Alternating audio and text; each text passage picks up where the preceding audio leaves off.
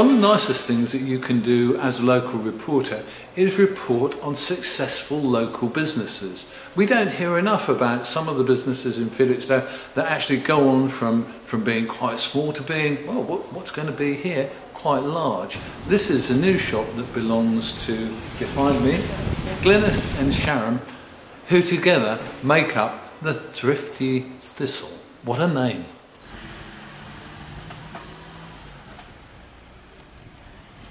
How long ago did you start, and what made you start that business? Started it last year, early last year, and I started to renovate furniture part-time, and really thought, really enjoyed it, and thought, right, okay, I'm going to, do a bit more of this and try to do it full-time. So by the summer, I was doing it full-time, and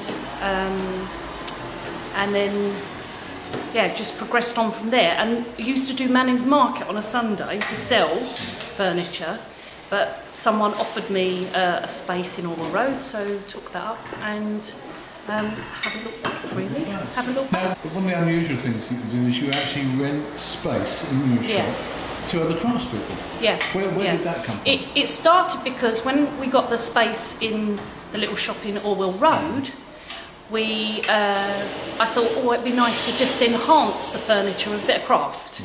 So we went down to the local craft fair, which at the time was in Manning's.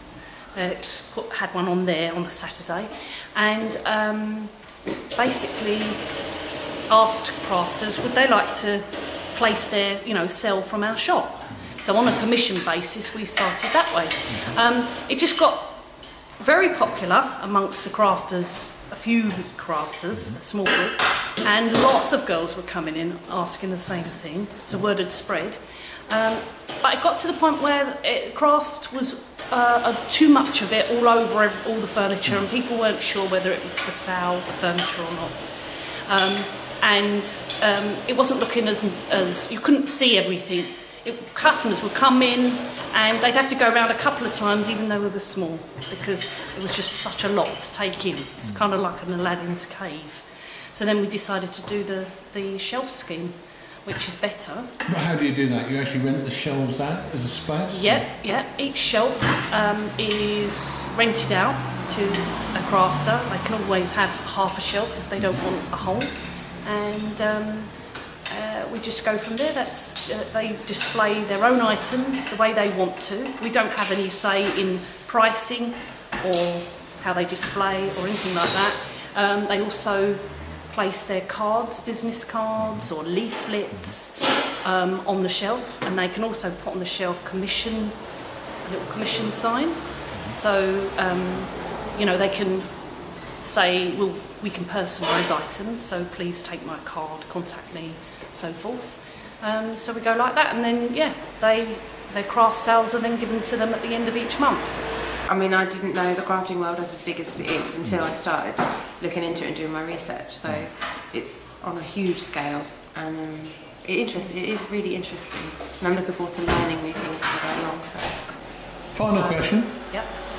The Thrifty Thistle. Where does that come from? Blame there entirely. Question we always get.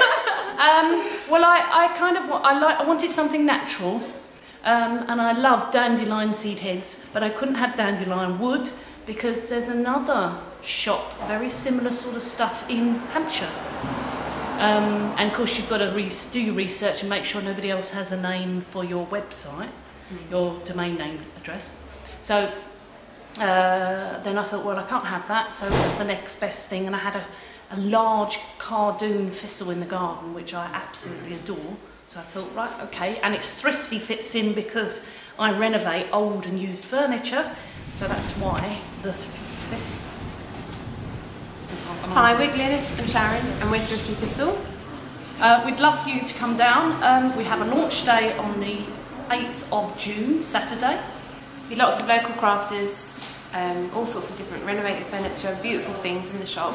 So why don't you just come down and have a look?